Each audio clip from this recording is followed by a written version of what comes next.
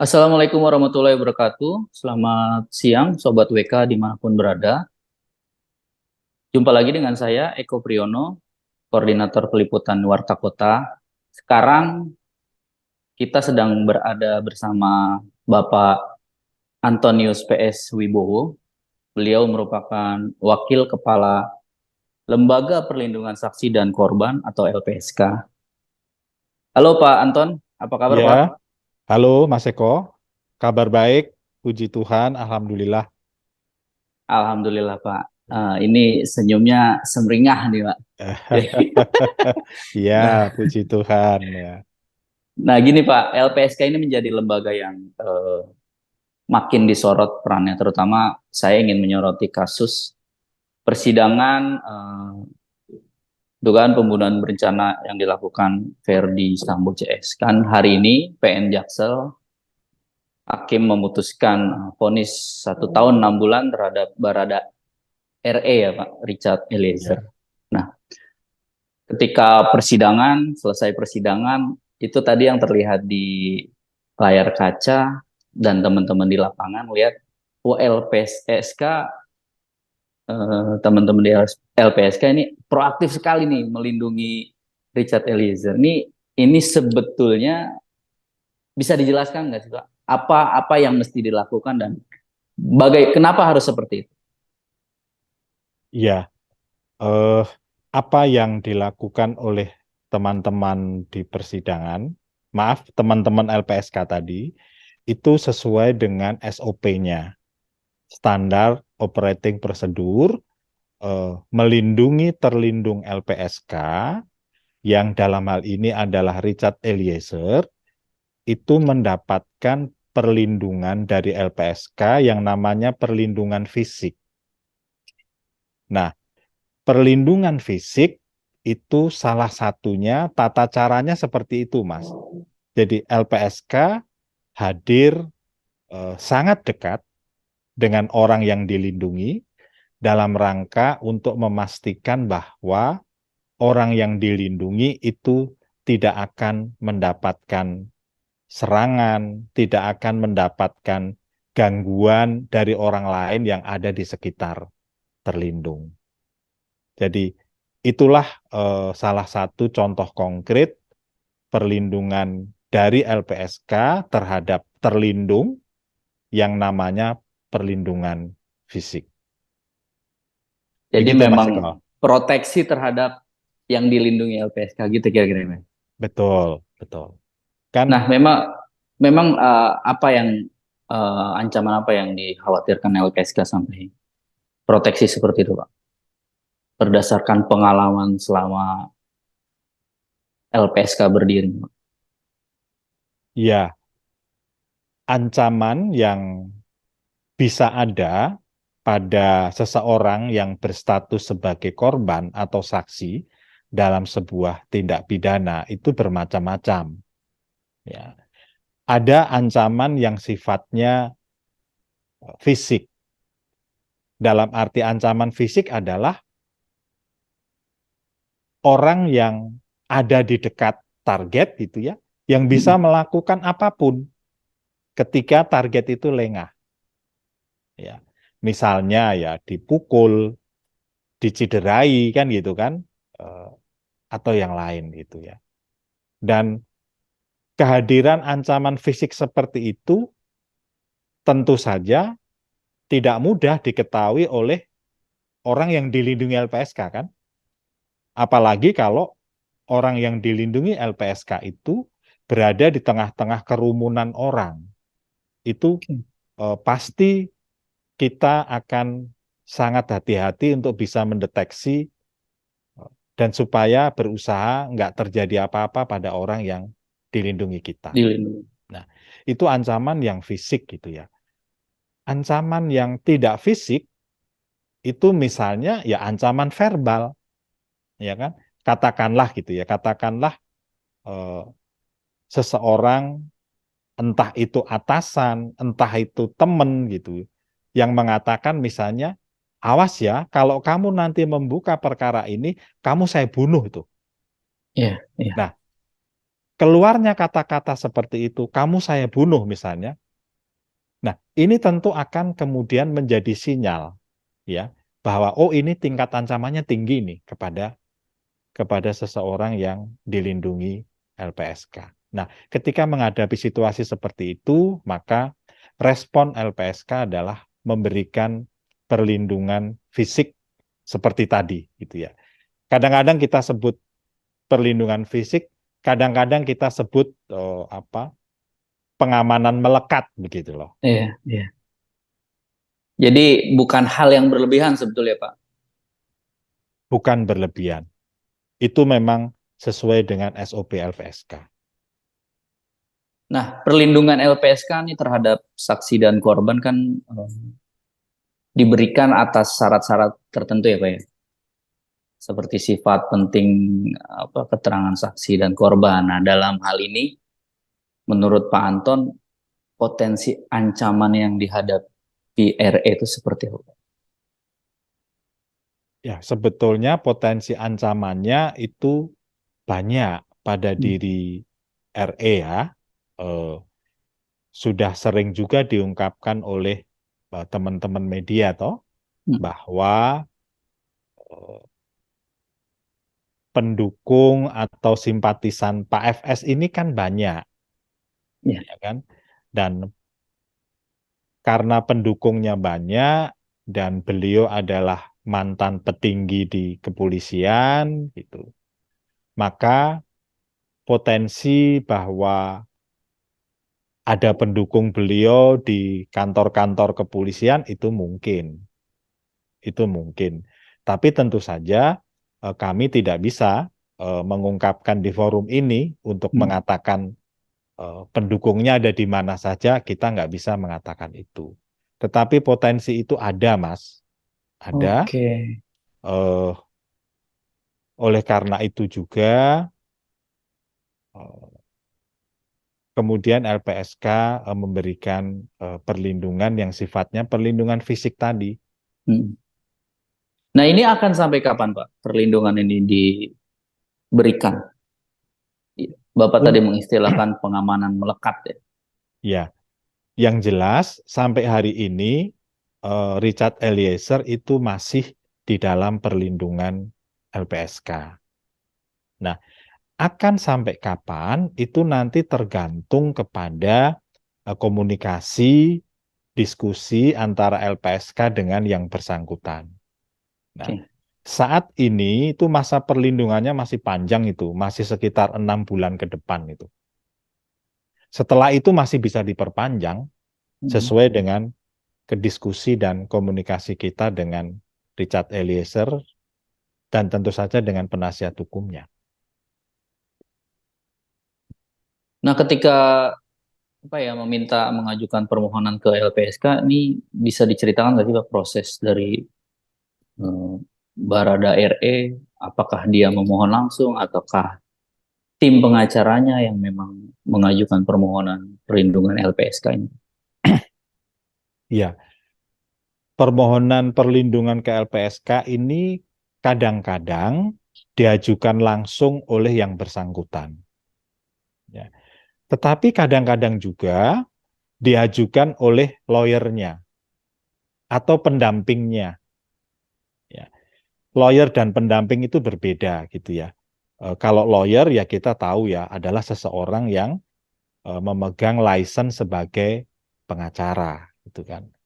Kalau pendamping itu belum tentu lawyer, tapi misalnya gitu ya, misalnya adalah tokoh masyarakat gitu ya, yang menjadi panutan di situ, kemudian dia tergerak hatinya untuk mendampingi seorang korban, kemudian misalnya mengantarkan ke LPSK, memintakan permohonan perlindungan. Ini bisa masuk kategori pendamping gitu ya. Oke. Atau bisa juga pendamping itu misalnya dari staf di kementerian atau lembaga lain, atau kementerian lembaga yang ada di daerah, yang mengawal suatu proses itu dari awal dan mengantarkan korban atau saksi mengajukan permohonan perlindungan ke LPSK. Ini juga bisa pendamping. Teman-teman dari P2TP2A misalnya, itu juga pendamping, tetapi adalah pendamping untuk perkara yang sifatnya menjadi tupoksinya P2T P2A, yaitu perkara kekerasan seksual,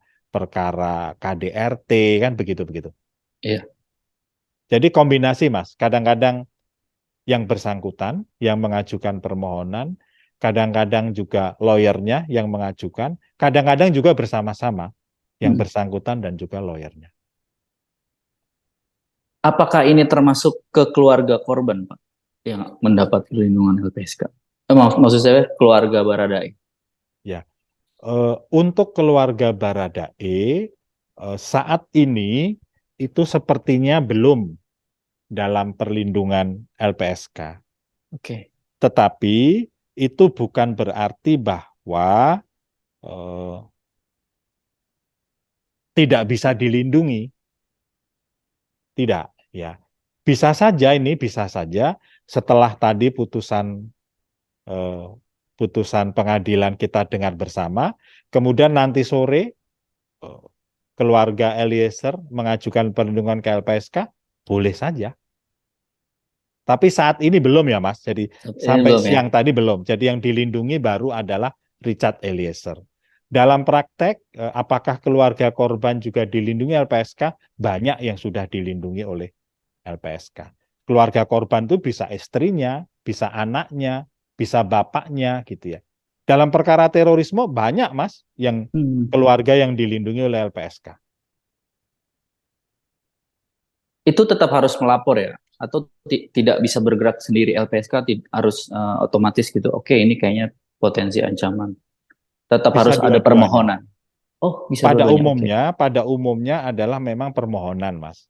Hmm. Tetapi LPSK juga tidak dilarang untuk jemput bola, Oke. ya. Pada perkara misalnya Kanjuruhan misalnya, LPSK Ya. jemput bola, ya kan? Kemudian pada perkara eh, kereng manusia yang ada di Langkat, Lengkap. LPSK juga jemput bola. Ya. Jadi bisa dua-duanya, Mas. Bisa berdasarkan permohonan, bisa juga LPSK yang jemput bola. Jemput bola itu dilakukan urgensinya apa, Pak? Jemput bola itu dilakukan berdasarkan beberapa kriteria. Mm-mm. Nah, kriteria yang pertama itu adalah kriteria yang ini perkara besar nih, mengundang Oke. perhatian publik ya, Mas, mengundang Iya, perhatian publik. Kita tahu ya, Kanjuruhan tuh mengundang perhatian publik gitu kan. Nah, dunia, Pak. dunia bahkan betul kan gitu kan. Nah, yang kedua LPSK meyakini di situ ada apa? Ada posisi korban yang memang terancam. Ya, ini kalau korban nggak segera kita temui, itu bisa jadi nanti kemudian eh, korban tidak berani menyampaikan informasi atau data yang sebenarnya, gitu ya. Nah, kita kan tahu dalam sistem peradilan pidana itu yang utama kan bukti ya, Mas ya. Nah, Betul. bukti itu kan bisa berupa data, bisa berupa informasi gitu ya. Nah, maka ketika LPSK melihat ini korban terancam nih, ya, maka kita perlu segera turun gitu, jemput bola misalnya. Itu Mas, kriteria umumnya adalah itu.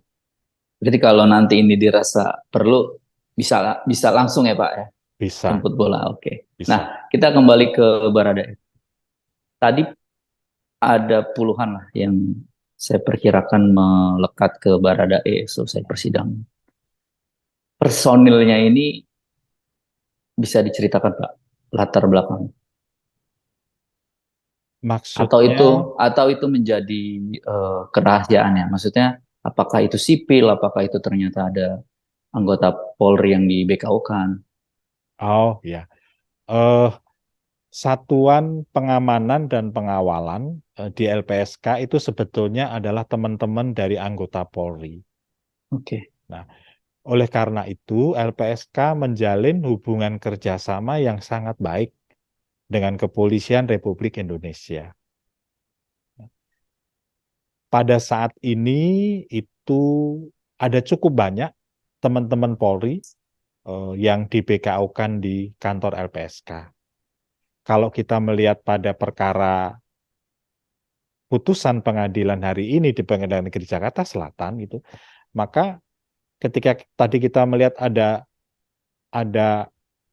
staf LPSK yang memakai baju biru gitu kan, Mm. ada tulisan LPSK, itu belum tentu sipil loh Mas. Bisa jadi itu Anggota polisi ya ternyata. gitu kan. Oke, oke. Jadi Nah, polisi yang di BKO-kan di Lembaga Perlindungan Saksi dan Korban. Nah, karena seragamnya semua sama kan biru gitu mm-mm. kan. Nah, Mm-mm. itu kita kita tidak tahu mana yang anggota, mana yang tidak gitu kan. Iya, Tapi iya. yang jelas di situ ada anggota. Bahkan mungkin Pengamanan ini ya, melekat terus gitu Pak sampai sampai di tahanan gitu atau bagaimana? ya eh, sebagaimana sudah sering diungkapkan oleh rekan pimpinan yang lain di LPSK Heeh, gitu ya. heeh, Ya pengamanan itu sampai di eh, lembaga pemasyarakatan. Sekarang maaf heeh. pada konteks Eliezer belum lembaga Belum. pemasyarakatan ya, masih Iya, rumah tahanan ya. betul. Nah, Heeh. pengamanannya sampai di sana. Jadi LPSK itu bekerja sama dengan kepolisian itu melakukan pengamanan terhadap RE selama RE ada di rumah tahanan. Nah, eh, ada ada semacam grup yang bekerja secara shift gitu Mas gitu ya.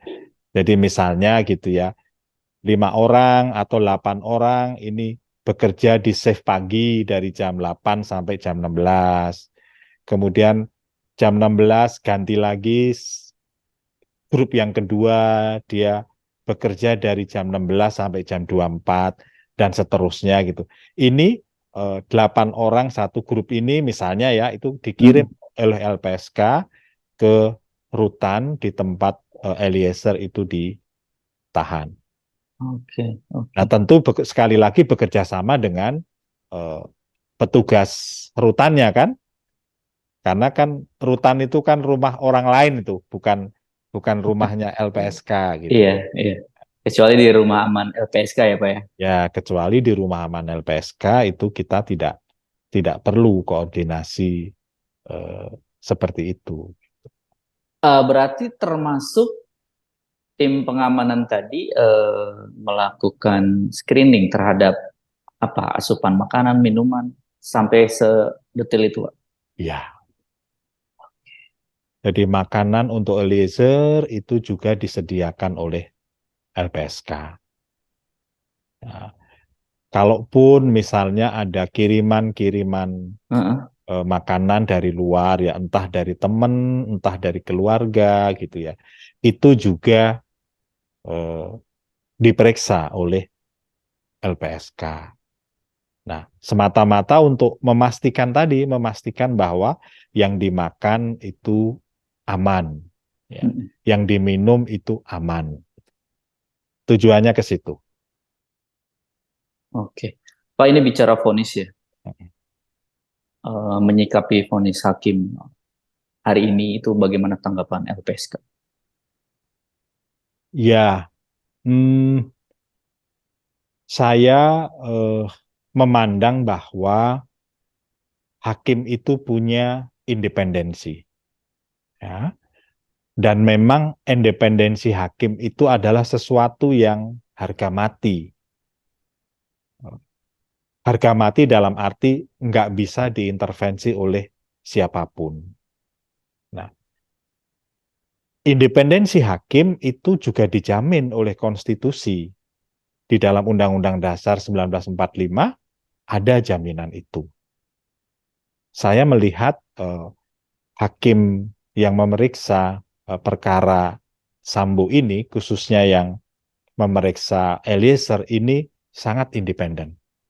Sangat independen. Selain itu, saya juga melihat hakim ini eh, menguasai betul hukum yang berlaku. Tadi saya sempat mendengarkan pertimbangan-pertimbangan hakim sebelum sampai pada kesimpulan. Menurut saya pertimbangan-pertimbangan yang merujuk pada undang-undang itu betul sekali. Betul Hmm. sekali, ya. Hakim tadi saya dengar ya, dia merujuk eh, pada rekomendasi tentang justice kolaborator dari LPSK. Hakim juga tadi merujuk kepada pasal 28 ayat 1 Undang-Undang Perlindungan Saksi dan Korban. Hakim juga merujuk pada pasal 10A Undang-Undang 31 tahun 2014. Itu menurut saya tepat sekali. Itu tepat sekali. Nah, namun Mas Eko, saya harus Hmm. sampaikan bahwa putusan ini adalah putusan yang apa? Baru putusan tingkat pertama. Iya, Baru putusan tingkat pertama yang tadi saya katakan eh, sudah sesuai dengan hukum dan juga sudah sesuai dengan rasa keadilan masyarakat. iya, Nah, saya mengartikan keadilan masyarakat adalah keadilan yang disuarakan oleh teman-teman media gitu ya. iya. Entah itu talk show televisi, talk show media online, kemudian amicus curiae dari para akademisi, amicus curiae dari teman-teman NGO gitu ya. Eh, itu banyak sekali yang dikirim ke eh, Pengadilan Negeri Jakarta Selatan. Jadi menurut saya putusan hakim tadi eh, sudah sesuai hukum dan sudah mengadopsi rasa keadilan yang disuarakan oleh masyarakat. Ya dari respon yang terlihat tadi apa di PN Jaksel tuh banyak yang bersorak dan di kantor juga tadi ada nonton bareng mereka sampai saya lihat ada yang menitikan air mata Pak. Jadi ngerasa oh ini kita punya keadilan lagi nih. Kita bisa Sa- berharap kepada para hakim. Kira-kira gitu Pak. Tadi saya juga nangis, Mas Eko, waktu Oke. waktu apa mendengarkan mendengarkan putusan hakim tuh tadi saya juga nangis gitu ya. Hmm. Hmm. Dan juga banyak staf LPSK juga nangis. Di LPSK ini tadi ada nobar Hmm. di ruangan khusus itu ya, Hmm. mendengarkan menonton bersama pembacaan putusan hari ini dan hampir semua menangis ketika mendengarkan ketok palu yang mengatakan Eliezer dihukum 1 tahun 6 bulan gitu ya. Dan dinyatakan juga toh bahwa Eliezer adalah justice kolaborator. Betul. Wah itu kami semua di LPSK merasa puji Tuhan, alhamdulillah rekomendasi LPSK sungguh tepat gitu ya. Iya, Dan iya. eh, diambil alih oleh hakim, hakim menyatakan Richard Eliezer adalah justice kolaborator. Jadi Iya, kita iya, iya. sama-sama nangis tuh Mas Eko. Sama berarti ya Pak ya. Ya, ya, ya, ya. Iya karena dengan apa yang dibuka Richard ini kan jadi sebuah hal yang mencerahkan pada akhirnya Pak ya. Ya, Meskipun ya. motif atau kejadian sesungguhnya masih. Tapi kalau dihukum kan ya sudah apa putusan atas apa yang tindakan atau kejadian yang berlaku gitu kan ini. Ya, ya.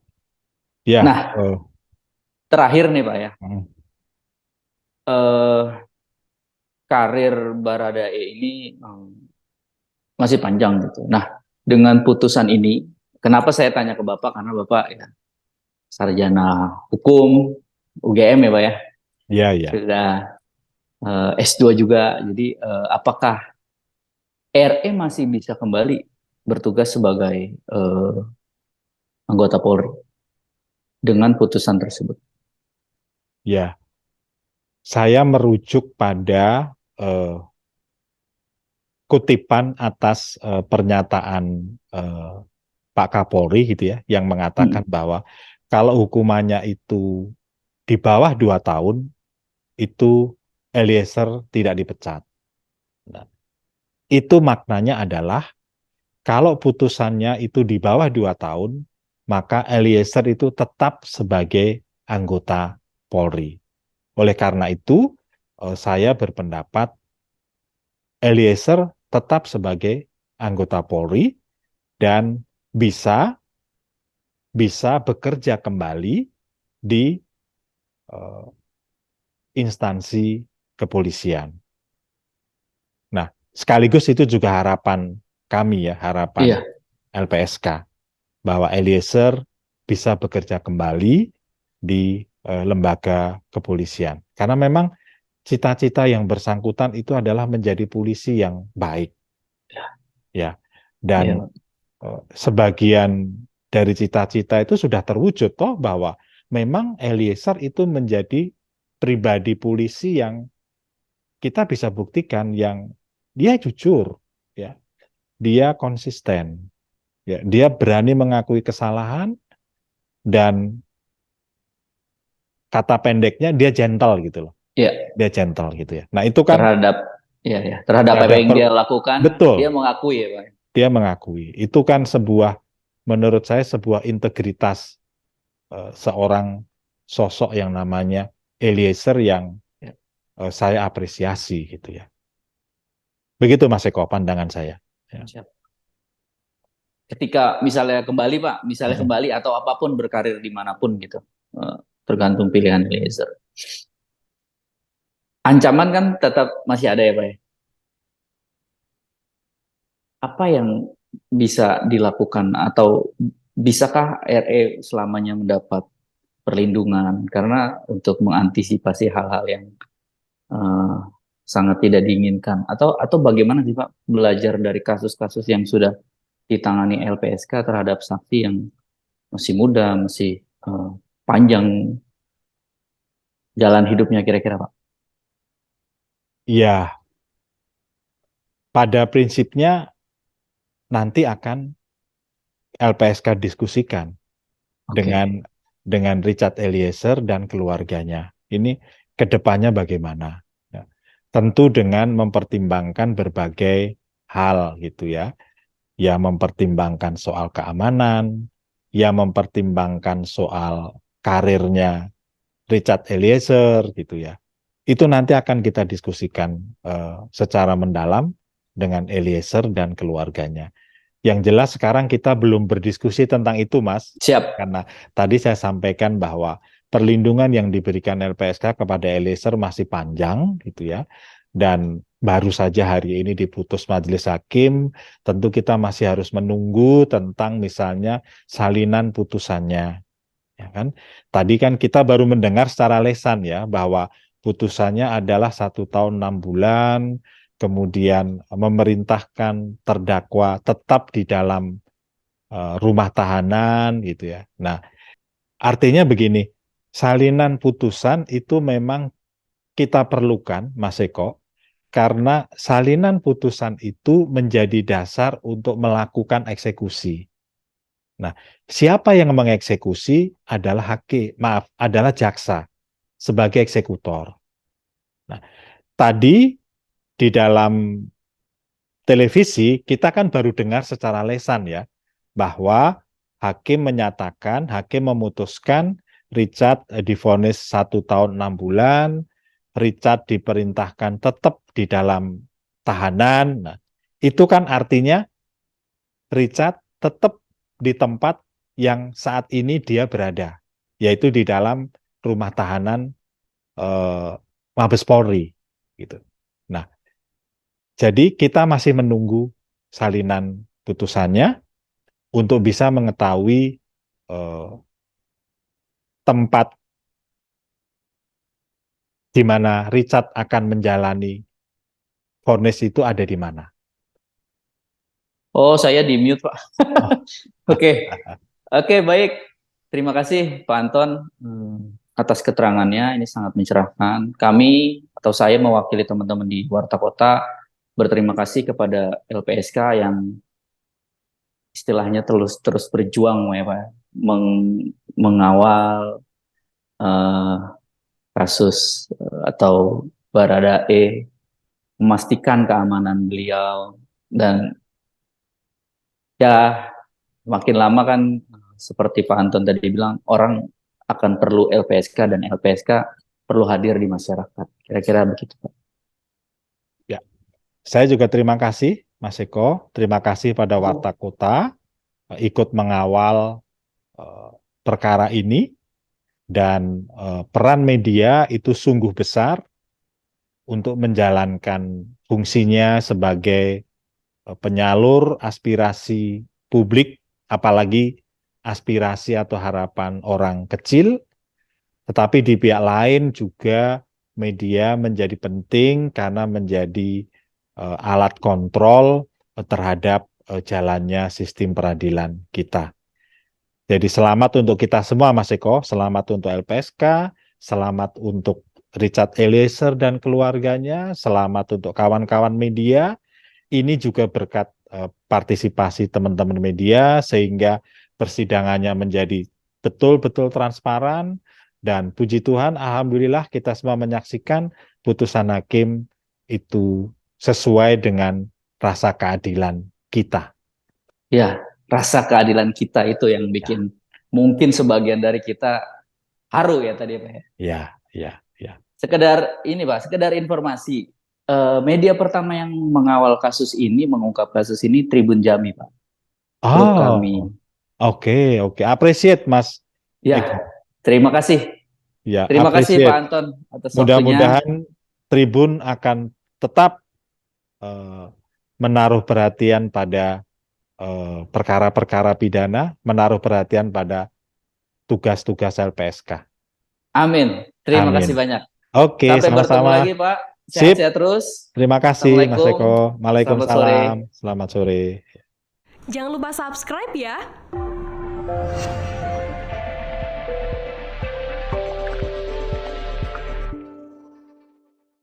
Jangan lupa subscribe ya.